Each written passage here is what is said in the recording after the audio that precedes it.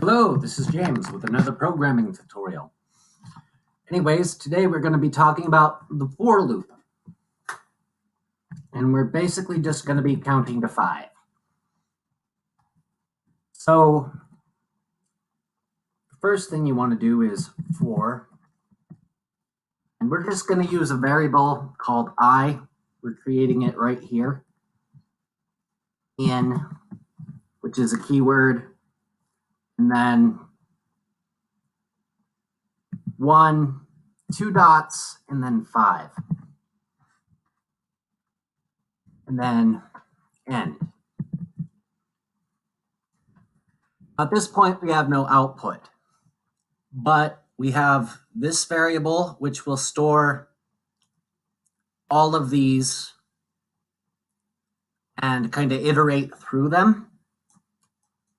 So let's say we want to use puts to output I. Puts I. Right. So the wait equals gets is just there, as always, to stop you from closing the window automatically when it runs.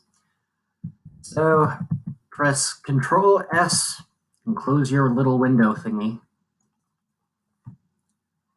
And you should have a basic program that counts to 5. So, yeah, that's the basic of a for loop. So, bye. Don't get eaten.